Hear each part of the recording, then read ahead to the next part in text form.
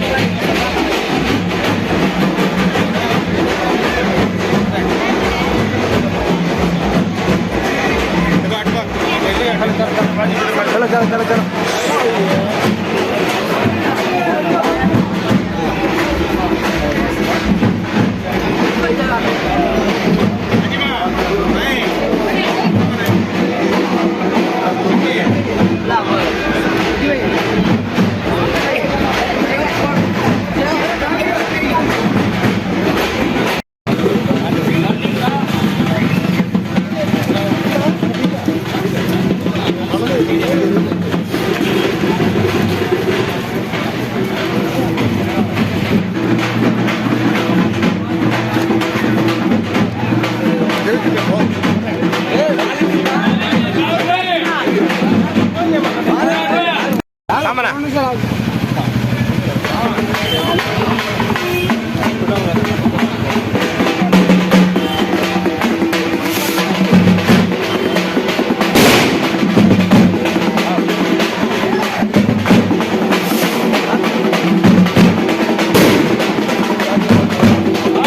మాట్లాడు.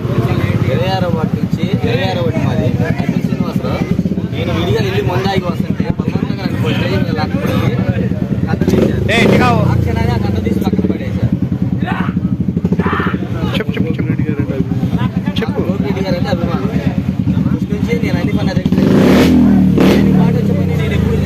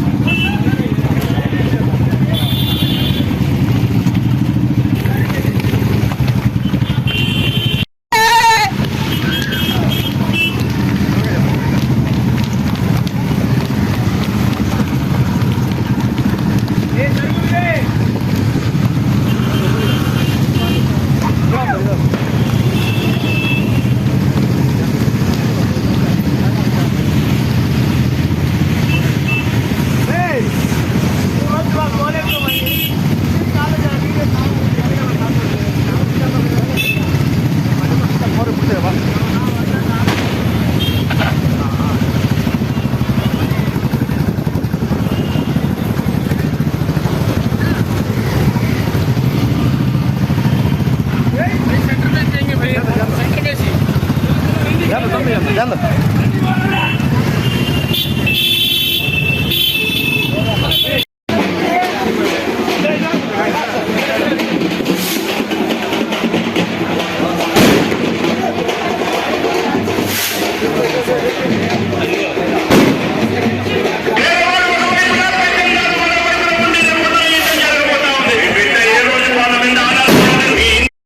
వరవకట్టలో ఎన్నికల ప్రచారం చేస్తూ ఉన్నాం. ఇప్పుడు దాకా దాదాపు ఒక 200 ఇళ్ళు డోర్ టు డోర్ క్యాంపెయిన్ చేశాం. ప్రతి ఇంటికి కూడా సంక్షేమ పథకాలు అందుతాయి. ప్రతి ఒక్కరూ ఈ ప్రభుత్వం ద్వారా లబ్ధి చేకూర్చే కార్యక్రమం జరిగింది. చేయూత కావచ్చు, ఇళ్ల పట్టాలు కావచ్చు, లేకపోతే ఆసరా కావచ్చు, డ్వాక్రా మహిళలు అమ్మఒడి కావచ్చు, పెన్షన్లు కావచ్చు, ఈ విధంగా ప్రతి కుటుంబానికి కూడా నేరుగా లబ్ధి చేకూర్చడం వల్ల అందరూ కూడా జగన్మోహన్ రెడ్డి గారికి ఓటేస్తాం, మళ్ళీ జగన్మోహన్ రెడ్డి గారు ముఖ్యమంత్రి కావాలి, నర్సరావుపేటలో గోపిరెడ్డి గారు మళ్ళీ గెలవాలని చెప్పి ఈరోజు కోరుకుంటున్నాం.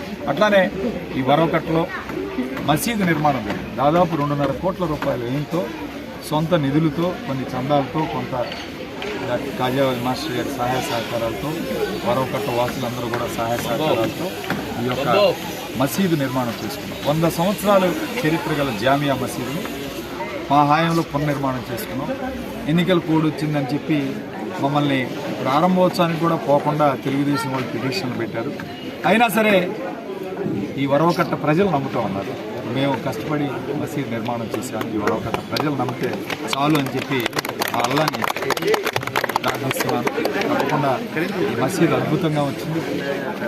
ఇంకా అంజుమన్ షాపింగ్ కాంప్లెక్స్ కూడా నిర్మాణం జరుగుతుంది. దానికోసం కోర్టులో స్టేలు వేసి ఆపి తెలుగుదేశం పార్టీ వాళ్ళు ఎన్ని ఇబ్బందులు పెట్టినా ఈరోజు అంజుమన్ కాంప్లెక్స్ కూడా పర్మిషన్లు తీసుకొచ్చి గవర్నమెంట్ దగ్గర నుంచి 57 లక్షల రూపాయలు ట్యాక్స్ మినహాయింపు తీసుకొచ్చి, పన్ను మినహాయింపు తీసుకొచ్చి అంజుమన్ కాంప్లెక్స్ తప్పకుండా నర్సరావుపేటలో హ్యాట్రిక్ కొడతాం. గోపిరెడ్డి గారు మళ్ళీ హ్యాట్రిక్ కొట్టే కార్యక్రమం చేస్తాం. అట్లానే ఈ ల్యాండ్ టైటిలింగ్ యాక్ట్ మీద దుష్ప్రచారం చేస్తున్నారు. ఇది సరైన పద్ధతి కాదు. ఇది కేంద్ర ప్రభుత్వం తీసుకున్న చట్టం, కేంద్ర ప్రభుత్వం తీసుకొచ్చిన చట్టం. ఇది రాష్ట్ర ప్రభుత్వానికి ఏమాత్రం సంబంధం లేదు. అయినా సరే జగన్మోహన్ రెడ్డి గారి మీద నిందలు వేయడానికి ఈ కార్యక్రమం చేస్తున్నారు చంద్రబాబు నాయుడు. ఇది హైకోర్టులో సవాల్ చేశారు. హైకోర్టు కూడా చెప్పడం జరిగింది, ఇది కేంద్ర ప్రభుత్వం పరిధిలో ఉంది, మా పరిధిలో లేదు. కేంద్ర ప్రభుత్వం ఏ నిర్ణయం తీసుకున్నా అది చంద్రబాబు నాయుడికి ఈరోజు కూటమిలో భాగస్వాములు కాబట్టి బీజేపీ వాళ్ళు చెప్పాలి. అట్లానే ముస్లింలకి 4% రిజర్వేషన్ తీసేస్తామని నిన్న నరేంద్ర మోడీ కూడా ప్రకటించారు. నేనున్నంత వరకు ముస్లింలకి 4% రిజర్వేషన్ ఇవ్వలేము అని చెప్పి చెప్పడం జరిగింది. కాబట్టి మైనార్టీ సోదరులారా, ఇది పెద్ద ఎత్తున కుట్ర జరుగుతూ ఉంది. ఈరోజు నరేంద్ర మోడీ, అమిత్ షా, జేపీ నడ్డా, పురంధేశ్వరి అందరూ కూడా మాట్లాడుతున్నారు రిజర్వేషన్. ఖచ్చితంగా దీని మీద మీరు అందరూ కూడా స్పందించాల్సిన అవసరం ఉంది. ఖచ్చితంగా టీడీపీకి ఓటేస్తే బీజేపీకి ఓటేసినట్టే, టీడీపీని గెలిపిస్తే బీజేపీని గెలిపించినట్టే. ఖచ్చితంగా అందరం కూడా ఆలోచించి ఇవాళ మీ భవిష్యత్తు కోసం, మీ పిల్లల భవిష్యత్తు కోసం జగన్మోహన్ రెడ్డి గారిని గెలిపించాలని మరొకసారి విజ్ఞప్తి చేస్తూ సెలవు.